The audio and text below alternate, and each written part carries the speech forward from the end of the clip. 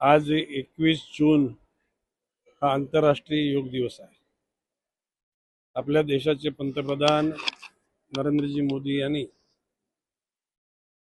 12 वर्षापूर्वी योग दिवस हा जागतिक स्तरावर मानला जावा, सर्वांना योगाच्या माध्यमातून मानसिक आणि शारीरिक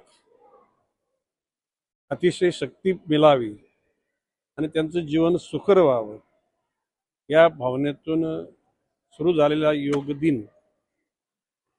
असं बघायचं येतं पुराणामध्ये आदियोगी म्हणून भगवान शंकराला त्या ठिकाणी आपण अभिप्रेत धरतो आणि त्याच्यातूनच मनाची शांती, शरीराचं संतुलन आणि त्याच्यानंतर निसर्गाचं समतोलपणा म्हणजेच एकूण पर्यावरणाचं समतोलपणा आणि जीवन सुखर होण्याकरता या गोष्टीची गरज आहे.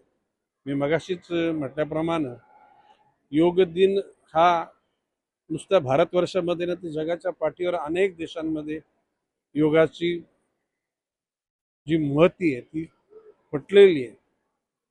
ख्रिश्चनिटी असलेल्या देशांमध्ये, इस्लाम असलेल्या देशांमध्ये या योगाचा अभ्यास केला जातोय. योग माध्यमातून शरीराला, मनाला स्थिर ठेवण्याचा प्रयत्न केला जातोय आणि पंतप्रधान नरेंद्र मोदीजींचे निश्चितपणे मानवाचं जीवन सुखर व्हावं, संपन्न व्हावं यासाठी विश्वाला त्यांनी हा एक प्रकारचा योगाचा मंत्र जतन करणं आणि योग अभ्यास करणं शिकवलेलं आहे. आज नवी मुंबई महापालिका, सिडको आणि आर्ट ऑफ लिव्हिंग या 3 संस्थांच्या माध्यमातून इथे योगाचे धडे विद्यार्थ्यांना, प्रौढांना आणि सिनियर सिटीजनना सुद्धा शिकवले गेले.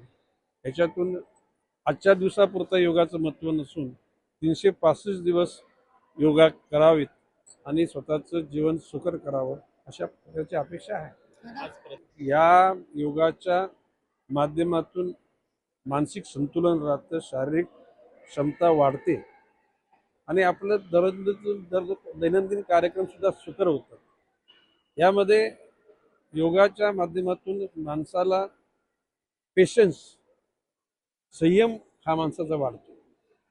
कुठल्याही गोष्टीचा अभ्यास न करता त्याच्यावर रिॲक्शन देणं हे योग विद्या अर्जन केलेल्या किंवा योग्य अभ्यास केलेल्या माणसाला ते पण होणारच नाही. आणि म्हणून ज्या लोकांची शॉर्ट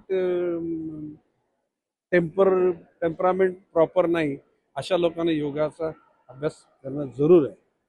आणि माझं मत आहे की आताचे विद्यार्थी यांच्या जीवनामध्ये यांचं कारण फार लाईफ पुढे पडलेलं आहे. 100 वर्षाचा कालखंड त्यांच्या समोर आहे. प्रौढांच्या पुढे काही कालखंड आहे, ज्येष्ठांचे. कारण ज्या दिवशी एखाद्या गोष्टीची महती समजेल त्या दिवसापासून सुरुवात करावी जीवन जगण्याची, जीवन सुकर करण्याची. आणि आज मला या गोष्टीचा आनंद आहे की संपूर्ण पत्रकार तुम्ही लोकांनी याचं महत्त्व लोकांना पटवून दिलेलं आहे. प्रशासन आहे, लोकप्रतिनिधी आहेत आणि विविध ज्या संस्था आहेत त्या संस्थांचं सुद्धा योगदान या ठिकाणी महत्त्वाचं. मन स्वच्छ असेल तर माणसाचं मानसिक संतुलन राहतं. मानसिक संतुलन राहिल्यानंतर माणसाचं शरीर सुद्धा योग्य प्रमाणामध्ये जे गरजेचं आहे तसं ते फ्लेक्झिबल राहतं आणि त्याच्यानंतर मग समाज जीवन चांगलं होतं. समाज जीवनातून चांगलं झाल्यानंतर आर्थिक, ज्याला आपण डॉक्टर बाबासाहेब आंबेडकरांनी दिलेल्या घटनेनुसार जो स्वच्छ पैसा, काय क्लीन मनी, जसे आपण ग्रीन एनर्जी, क्लीन एनर्जी म्हणतो, तसे ग्रीन मनी आणि क्लीन मनी ह्या पैशाच्या जीवावर माणूस आत्मविश्वास मिळतो आणि जीवन सुकर होतं.